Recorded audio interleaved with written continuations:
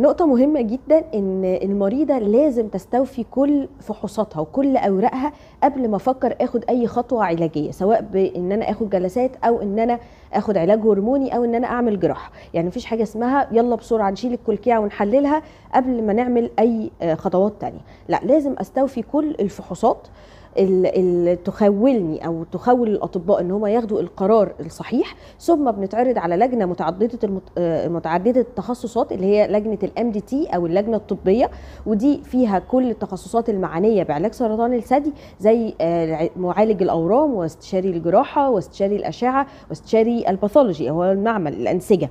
وبالتالي بنحدد الخطه العلاجيه لكل مريض. يعني ايه لكل مريض؟ يعني كيس باي كيس، مفيش حاجه اسمها الحاله اللي حصل مع الحاله دي ينطبق مع الحاله دي ينطبق مع غيرها. كل حاله قائمه بذاتها بتدرس كامله ويتخذ فيها القرار المناسب ليها. طيب ايه الفحوصات اللي لازم استوفيها قبل ما اتعرض على اللجنه الطبيه او اخد اي قرار علاجي؟ اول حاجه ان احنا نعمل اشعه على الثدي اللي هي السونار والماموجرام، وده مبدئيا. ممكن بعد كده نحتاج رنين مغناطيسي او ماموجرام بالصبغه، ده بعد كده لما نحتاج معلومات معينه ما بانتش في الماموجرام المبدئي. طيب بعد ما لقيت في الماموجرام كتله فيها اشتباه انها ورم، لازم اخد حاجه اسمها عينه بابره قطعه اللي هي ترو كات بايوبسي، ودي عشان اشخص بيها نوع الورم واعمل عليه حاجه اسمها دلالات الهرمونات.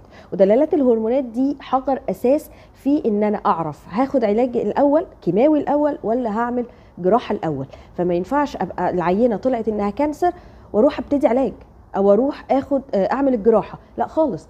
لازم نعمل تحليل دلالات الهرمونات اللي هي الاستروجين والبروجستيرون ومستقبل الهرمون الهير2.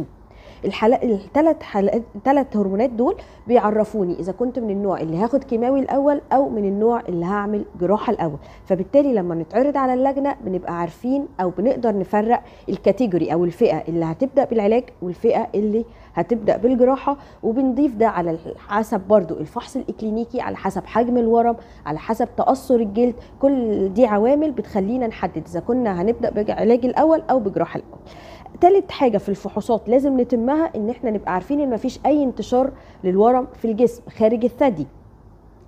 لما يبقى الورم في الثدي والغدد الليمفاويه فقط حاجه، ولما يبقى في الثدي والغدد الليمفاويه واي عضو تاني في الجسم حاجه تانية. ده مرحله وده مرحله تانية. فلازم بنعمل اشعه مقطعيه على الصدر والبطن والحوض بالصبغه عشان نقدر نحدد في انتشار او لا، وبالتالي نحدد مراحل العلاج الصحيحه.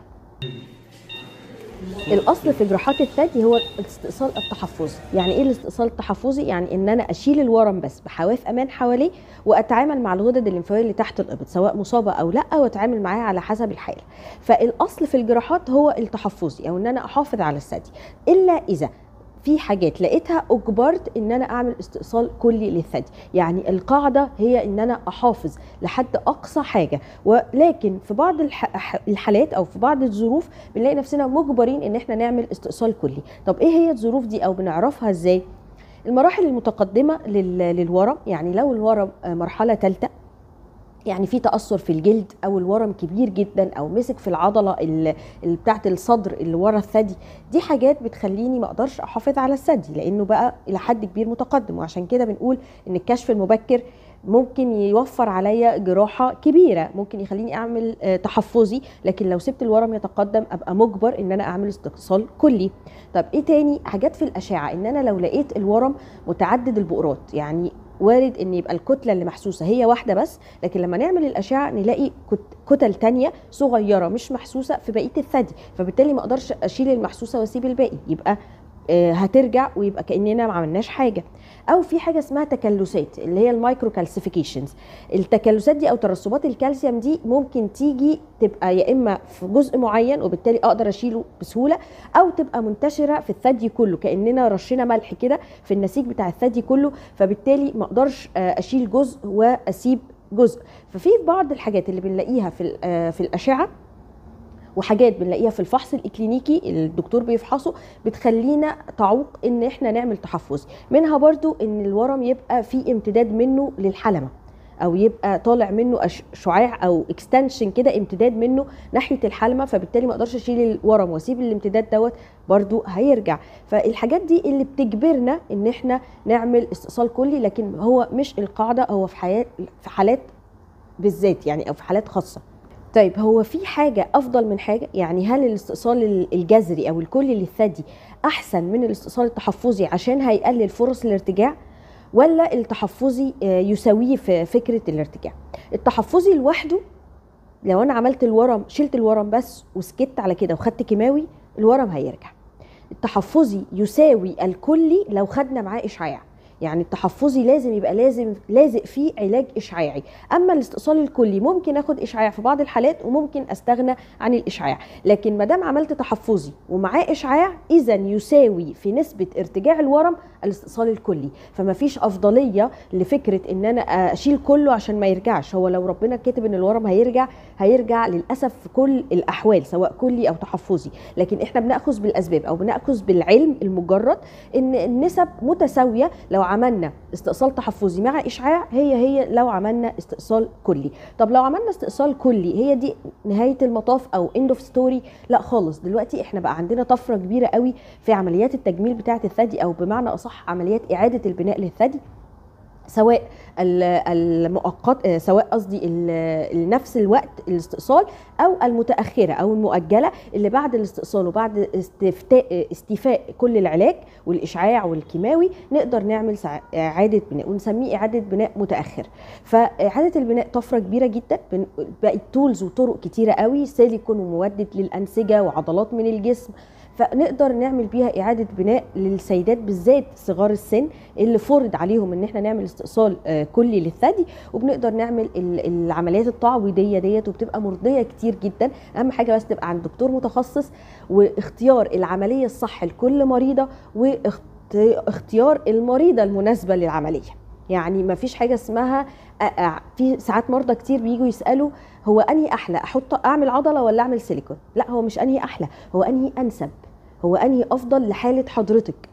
ممكن تبقي الثدي كبير والعضله صغيره فبالتالي العضله مش مناسبه تماما، ممكن يبقى في ترهل في الثدي فبالتالي الانسب ان انا اعمل عضله، لان العضله بتترهل شويه زي الثدي الطبيعي، اما السيليكون لا يترهل، فمكان ما تثبت بيفضل ثابت. فلكل حاله الافضل ليها والانسب ليها، مفيش حاجه اسمها مين احلى او انهي احلى يا دكتوره اعمل ده ولا ده، لا هي مش كده خالص. لازم الدكتور يبقى فاهم في اعاده البناء عشان يقدر يقيمك صح وينقي النوع الجراحه الصح المناسب ليكي. الوزن بيفرق، يعني مثلا لو حاله سمينه يعني عندها سمنه او تخينه شويه، العضله لا تناسبها لان التئام الجروح بيبقى اضعف، ممكن يبقى فيها اثار جانبيه اكتر لان وقت التخدير في العضله كبير. ممكن لو عندها ضغط او سكر برضو لا يناسبها العمليات الطويله، وهكذا. يعني كل مريضه ينفع ليها عمليه معينه عن التانيه، مش معنى كده ان دي احسن من ديت. عمليات إعادة البناء في مصر بقت متطورة جدا، وعندنا دكاترة كتير بقى تخصصهم الوحيد هو الثدي، ما بنشتغلش غير جراحات ثدي بس، وبالتالي تعمقنا في أنواع إعادة البناء وبنعملها زي بره بالظبط ونتائجها كويسة جدا. هي الفكرة بس إن المريضة في مصر مفهومها عن إعادة البناء مختلف شوية عن بره. يعني إحنا هنا بنستطول الطريق شوية، بنكسل. احنا ممكن تبقى الست عندها اصلا كتله وتكسل تروح تكشف، او تقول ما عنديش وقت، او البيت، او انا مش فايقه، او الولاد اولى. لكن فما بالك بقى ان احنا نقول لها نخش طريق اعاده البناء ان ممكن يبقى طويل شويه وممكن يبقى باكتر من جراحه، لا. وممكن اقول لها عايزين نعمل عمليه تانية عشان نظبط الناحيه التانية عن الناحيه اللي استأصلناها، لا انا لسه هخش عمليات تاني، فبترفض دوت. فبالتالي النتائج ممكن تبقى فيها مش مرضيه شويه كسيمتراليزيشن او تناسب للناحيتين، وده اغلبه ان الستات المصريه بتكسل تكمل الطريق. عمليات اعاده البناء حجر اساس بالذات للسيدات الصغار في السن، وبتفرق معاهم جدا جدا جدا واحنا بنقدمها لهم. يعني اول ما بقول للمريضه ويكون عندها حاجه 20 سنه او حاجه 30 سنه واحنا هنعمل استئصال كلي، غالبا بيبقى نزلتي ستاره سوداء قدام عينيها. واول ما بقول لها في حاجه اسمها اعاده بناء وانت جود كانديديت ليها، او انت فعلا حد ينفع يعمل له هتبقى نتيجته كويسه، بلاقي الحياه اتحولت بالنسبه لها ونظرتها للموضوع اختلف تماما. بيبقى عندها دافع انها تكمل وعندها دافع انها تمشي في طريق العلاج، لان بقى عندها امل. لكن لما تقول لها انت جالك كانسر وهناخد كيماوي وهنعمل استئصال للثدي، طب فين الامل في الموضوع؟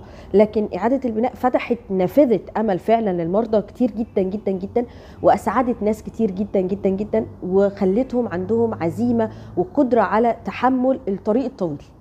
يعني أنا في مريضه تقول لي انا اهم حاجه ان اخرج من العمليه احس ان انا مش ناقصه، عشان اقدر اكمل واقدر ابص لنفسي في المرايه واقدر اقف مع اولادي واقدر اقف في حياتي. ففعلا عمليات اعاده البناء طفره كبيره جدا، ساهمت في رفع الروح المعنويه للمريضات، وساهمت على ان هي تديهم دفعه لاستكمال طريق العلاج، مش ان هم يكسلوا ويحبطوا ويقول لك لا مش متعالجين، ودي بتحصل كتير للاسف. في مستشفى اورام دار السلام هارمل في تيم لجراحات الثدي متخصص في اعاده البناء، بنقدر نقدم جميع انواع عمليات اعاده البناء للثدي، وكمان بالمجان على نفقه الدوله، وبتبقى النتائج الحمد لله كويسه جدا. ومعانا المبادره بتاعه الرئاسه في المستشفى، وبنعمل حالات كتير جدا تبع المبادره، ونتائجها مرضيه جدا جدا جدا. يعني الموضوع تطور في مصر بشكل كبير، وفي هارمل بشكل اكبر.